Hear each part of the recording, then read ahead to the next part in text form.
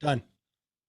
Rocking. Good, good, Thank good. you. So, Yeah. so yeah, our we go a little ways back, and we're going to do something a little different today, Matt. When we bring guests onto our webinar, often they come with a presentation, Mhm. right? And I go, all right, the stage is yours, and I'm here to kind of monitor questions, and certainly you and I can kind of both do that on the fly. Today's going to be a little bit different, and I'm excited about it.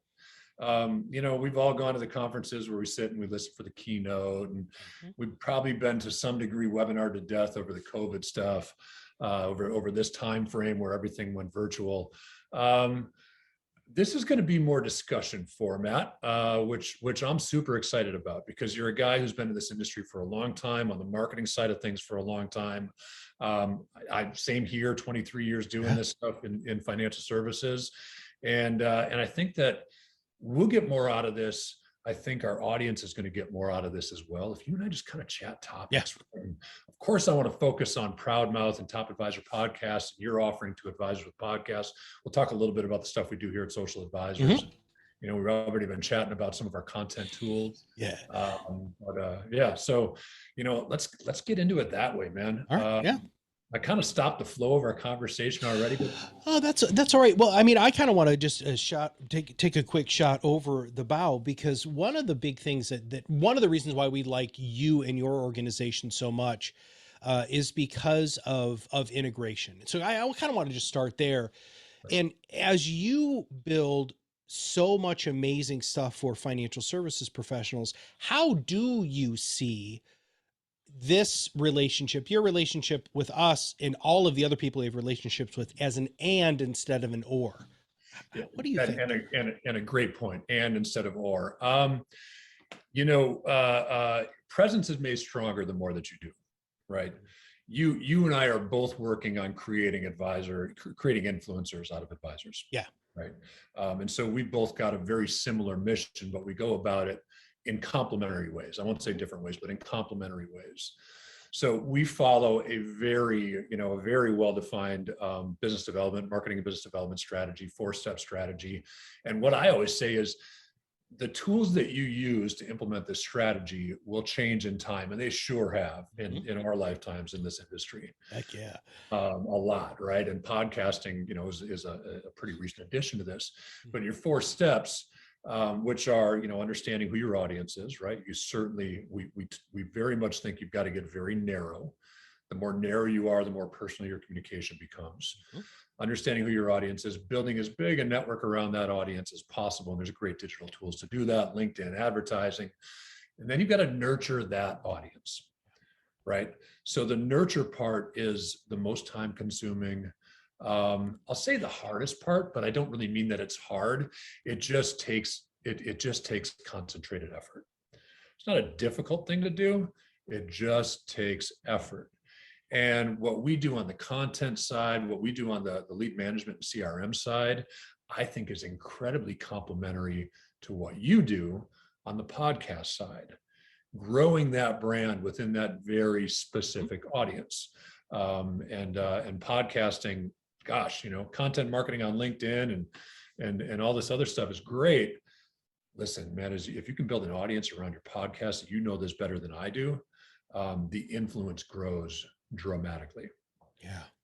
So I think that's where we really complement each other, Yeah. where you guys create outstanding content, helping advisors put podcasts together. So do you agree with that, or?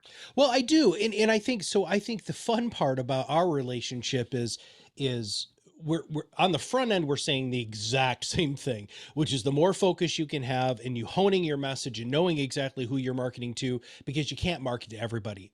You're not Ken Fishers, you're not Rick Edelman's, you're not whatever's, right? You're not Dave Ramsey's. You don't have that budget, right? So the more narrow focus you have, the better off you're going to be, which allows you to really hone that message. I love that you said that, hone that message, get it so that you're speaking the language of your ideal target market to your existing clients. It makes you more referable and makes you more credible. We just plug into what you do because the whole back end side, we don't do any of that, dude. I mean, I don't do any of that stuff. We don't offer any sort of CRM stuff, but our perfect podcast formula plugs in directly into what you have. So it's education, entertainment, storytelling, call to action. And that's where almost everybody falls down, Charlie, is the call to action. And if the call to action plugs into your system, which it should, right, all of a sudden, now we're making jazz. And I've started to use this analogy, even though a lot of people hate jazz, but whatever. You've got like, the horn section. If you hear the horn section on its own, you're like, man, those are horns. Then you got the bass or the drums. But then, man, all of a sudden, when they're all getting together, music happens. And that's what marketing is supposed to be. It's really hard to do that by yourself, man. And partnering with organizations like yours just makes so much more sense, because you guys offer things that we don't offer. We have a very different kind of scaled, hyper niche focused, intimate, portable way to communicate with people, that we just know that people who make over $250,000 a year and who are massively delegation oriented, they listen to podcasts, right? Which is like everybody that all of your people and all my people want to get in front of. And so it's just like, it's a match made in heaven, dude. Yeah, it is. It is. And I speaking about the niche component of that, right? The getting, honing your message, getting personal, and I'll relate it kind of to your neighborhood, a little bit, your state anyway. So we've got a client in Lansing, Michigan, and he attends sometimes, so he might be here. I'm not looking at the whole list of everybody that's hanging out, but he's in Lansing, Michigan State fan, of course, right? Of course, yeah. But he targets, amongst other people, he does business with other people, right? But he targets with his marketing messaging employees of the state of Michigan. Oh, right. And so because there's a pension there, and there's some subtle differences in the way that they save for retirement than others through 401ks, he can really hone that message. Now, Matt, here's what I dig about it, right? So a number that I memorized last time I saw it, FINRA reports 687,000 financial advisors in our country. 687,000. Obviously, not everybody's practicing, right? Sure. And that includes RIAs. So that's not just registered reps, but that includes RIAs. He's in Lansing looking at this competitive landscape. But when he gets really narrow with that focus, I mean, what is his competition? There's zero competition, Charlie. Yeah, right. You got one or two people, right? Yeah. So they don't hold the plan or anything. They don't hold State of Michigan's plan, the firm he's with, right? But just being able to speak their language and channel his marketing into that audience removes all the competition. Yeah. Right. I mean, you are one of one, or one of two or three. Right. So in Lansing, surprisingly enough, in South Lansing, I have a office that I had done some consulting for before Kirk and I partnered, and they focus on medical residents. And so their whole focus is, paying off the debt, and then really figuring out what you do when you go from making zero money to 500,000, right? Because that's generally what happens with these med school kids. And there are, I think, 3 in the country, Charlie, and all they do is focus on University of Michigan, Western Michigan, and Michigan State. That's all they do, right? Yeah. And they're like, we can't even keep up with that. And they don't have to, they don't have to spend exorbitant amounts of money on marketing. They spend the right amount in the focus, right? And that's, I kind of want to, because we said and, not or, and I want to make sure that everybody understands where I'm coming from a spend perspective, because this is, some people don't agree with me. You might not agree with me, Charlie. So here's the thing. We'll see. When you're at your next conference, because all of you go to conferences, BD conferences, RA conferences, whatever, top producer conferences, there will be advisors on stage. And those advisors are the people all of you look up to. In fact, some of them might be on the call today, right here. If you ask them how much money they spend on marketing, if they do the math correctly, those top producers are spending over 10% of gross, not net, gross on marketing. So if you make $500,000 a year, they're spending $50,000 a year on marketing. And I say that to advisors, Charlie, they freak out. Wait, I'm not going to spend that much money. Well, that's why you're where you're at, right? We've got a guy who's a client of ours. He spends 30% of gross, not net. And he has hired, like, they bring on 100 million a year. Yeah. Like, that's his run rate. Yeah. That's a lot of money, dude. Right. So he's spending 300,000 or whatever to make $1 million reoccurring revenue. Yeah. Who wouldn't write that check? Yeah. It's an amazing investment. I think that's part of that, that's, leads me to another topic. Is it's seen, I mean, marketing, amongst other things, is seen as an expense. Yeah. Right. And of course, you got to get to the point where you can see it as an investment. And that takes a little bit of time, takes a little bit of energy. But if you do the right things and you get the brand together and you focus focus your messaging and focus your audience, your ROI comes of it. Yeah. Right.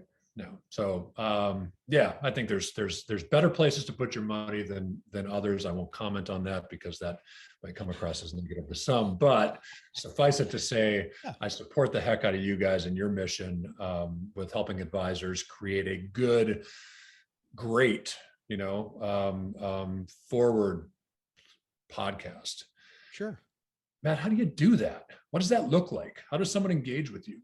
Well, it's more involved than some think and less involved than others think. And so we're super systematized here. And part of that is because Kirk and I both realized that we weren't very good at that. So we hired the greatest hire ever, which is our chief operating officer. Her name is Lisa Ferguson. She's the greatest gift we've ever given our clients and ourselves.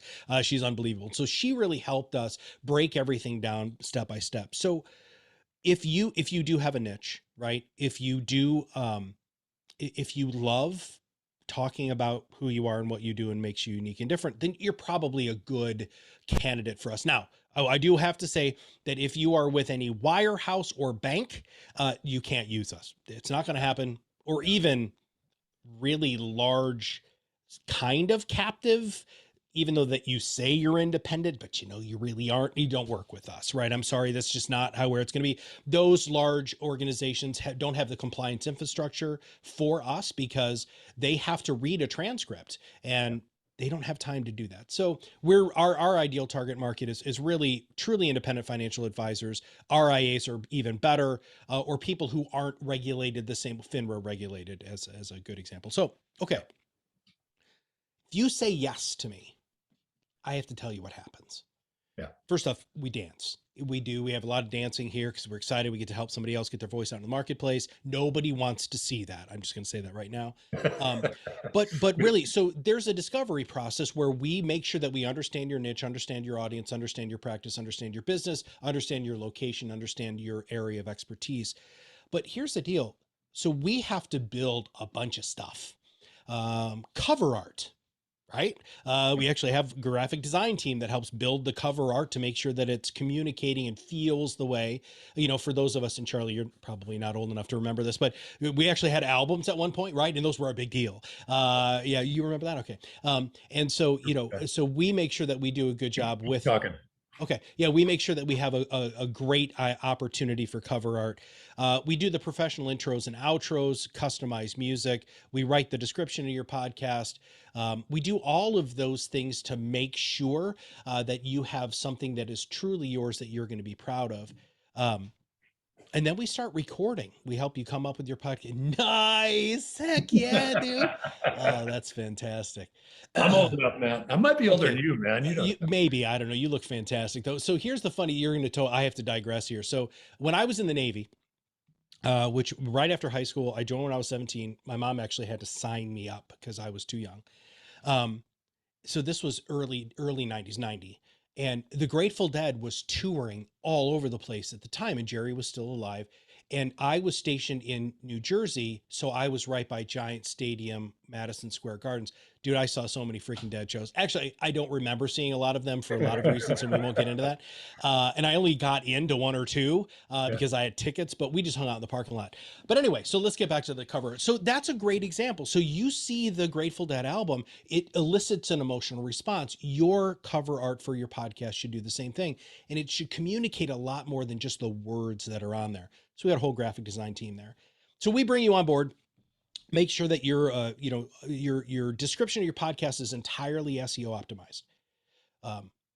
We do research to find out. So let's say you're getting in front of medical residents, right? So what you can do, and I don't know if you guys know this, you can use this great thing called Google, and you can ask Google, what are the most searches done by medical residents? And it gives you all the keywords, man. And so we take some of those keywords and we put them in your description as long as it flows well, because we just don't want it to look like we're, spamming basically or clickbaiting. We want to make sure it's applicable. We have a strong hashtag game. But here's the best part. All of that can be done, but you can suck behind the microphone. And this is a huge difference maker between our company in anybody else who's even trying to get into the space. We have three things that are big, unique difference. One, we build everything with compliance in mind. We're the only ones who really understand compliance. I actually read all of the regulations. I'm a total wonk. I love that stuff. The second thing is we teach you how to be great behind the microphone. And the third thing is we create unbelievable social media assets for you. But we have a podcast coaching program, Charlie. We grade our clients every quarter. We have a 10-point grading system to make sure that you're progressing and getting better behind the microphone. We teach you how to use this thing because most people don't know how to do it.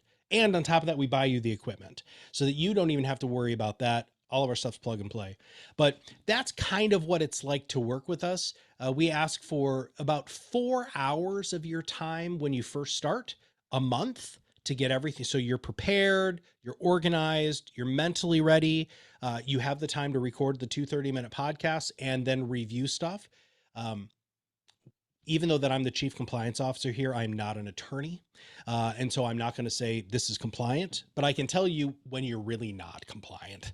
We had a guy a little while ago who he was like talking about, inflated rates of return, using guaranteed promissory statements. And we're just like, so my team knows, Charlie, that if we see these specific words in the transcript, we push back.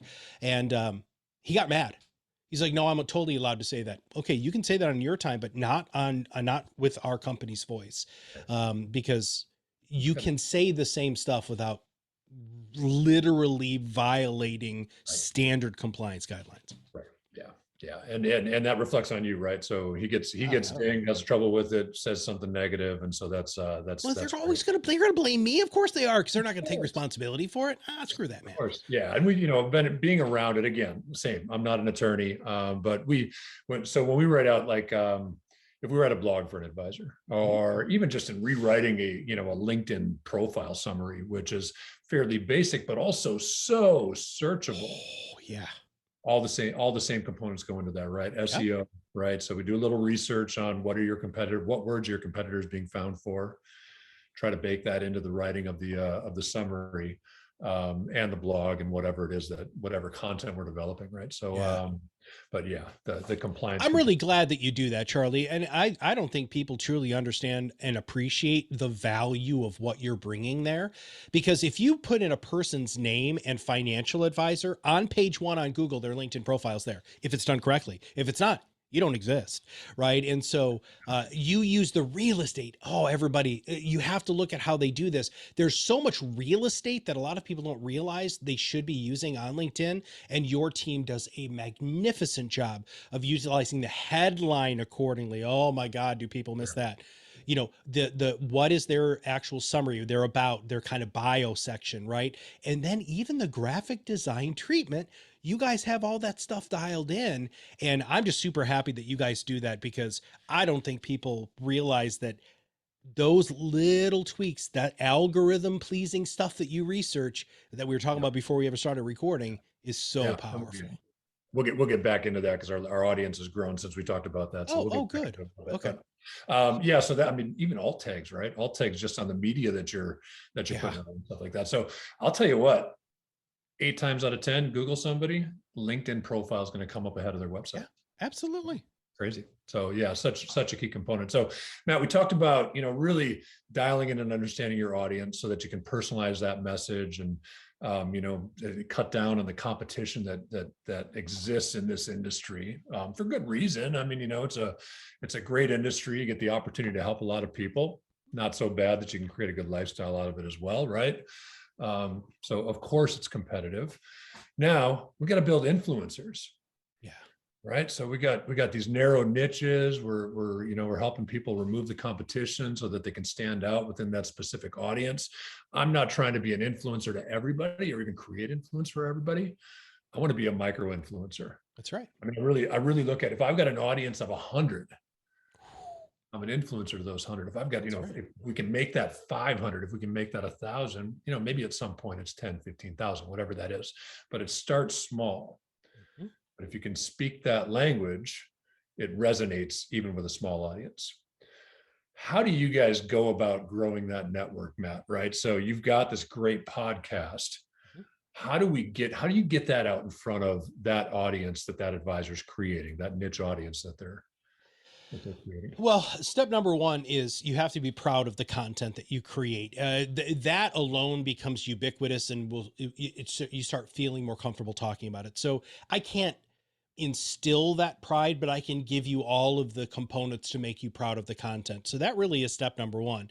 Yeah. You should not be ashamed of any marketing that you do, period. But step number two is you have to market into your existing book of business. And I don't know, Charlie, people get weird about this. Oh, I don't want to do that. Okay, well then you're 10,000 contacts, right? Which a lot of advisors have, Yeah. right? Maybe they've only got 200 client households, but they've got thousands of contacts, right? Right. So first off, you market to your existing client base, your existing center of influence. That's step number one. What happens there, this is where we already start seeing return on investment, because there are a lot of auxiliary things that happen that a lot of you guys don't pay attention to. And you and I were talking about this early, which is one, you're going to be more referable, right? If you have great social media content, you have a great podcast, you're more referable, because it's easier for me to say, hey, you need to follow this guy, Charlie. Follow, not call Charlie, follow Charlie. Very, very different level of receptivity to an ideal client or prospect. Okay. So there's number one. Number two, the nice thing about having a great social media presence and a content marketing presence is your clients hear your voice more often, which is the biggest gap in financial services. You guys send out a crappy weekly market commentary that is not personal at all. That is also, by the way, generally focused so much on the markets. And then when the client comes in and they're like, oh my God, I'm down 7%. And you're like, wait a second, I'm a long-term financial planner, or even better, I sell insurance, right? I don't really, but why is all of your client facing stuff about the markets? So there's a big issue there. Such a big So point. Such a big point you just made. I can keep and maintain relationships with my existing clients when it is convenient for them, when they're on LinkedIn, when they're on Facebook, Instagram, Twitter, when they're listening to podcasts. Yeah. You're going to retain people. None of you ever track this stuff because you're all terrified to ask if anybody's going to leave you. But I'm telling you, client retention utilizing the appropriate content marketing is huge. Yeah. Next, greater share of wallet. I was just on a podcast earlier today, and it's a coaching company, and the number two coach guy said, I know a lot of you really think you have all of your clients' share of wallet, but you don't. It's like 75% of advisors don't have 100% share of wallet. Could you imagine if you just got 5% of that, 25% of that, right? And you can do that because when you're ever present and omnipresent, that happens. So so those are some things that will help you grow your audience, but let's get to rubber meets the road here. We have 25 organic marketing techniques and then 9 podcast growth tactics. The 9 podcast growth tactics are really the way that you're going to build concentric circles of influence. And you had some interesting numbers there, Charlie, because if you have 100 downloads to your podcast, you are in the top 20% of all podcasts in the world for listeners. Rocking. To be in the top 1%, it's 3,900. So you're not going to be there, everybody. You're not going to get 3,900 downloads immediately. And by the way, it really does take time. If you're hovering between 50 and 100 downloads, you're killing it. You're killing it. You're killing it. You're killing it. Okay. But now, Matt, let me pause. Let me pause here, because 3,900 seems extremely attainable. So we got a guy, last name is Bloom. Hold on. He just messaged me on LinkedIn. I wanted to Bill Bloom. So a guy named Bill Bloom. Okay. Love this guy. He's got a great name. Yeah, it is a great name. And his podcast is called Retire As You Desire. Okay. And he started it on his own. He was like, COVID, I'm going to start a podcast. If you type in retire as, he is listed in the top 25 retirement podcasts in the world. And he's just a normal everyday Joe. Well, he's got a good personality. Normal everyday Joe in Illinois. Yeah. Right. He doesn't get 3,900 downloads, dude. Not even close. Okay. And listen, maybe I'm strange because I listen in total transparency, I don't do a podcast, man. Yeah. I've been on your podcast. I've been on a number of others. Right. So we got some guests, some guest opportunities out there at Social Value. We haven't started one. Yeah. And I don't know if it's because we're doing so much more, but that's that's a conversation you and I need to have Yeah, offline. sure, sure. Because no time like the present, maybe we'll see. Yeah, well, here's the deal, and not to try to sell you in front of all of the people and put any pressure on you at all, but you have a great voice, dude, and that's another thing. Like, I can't teach that,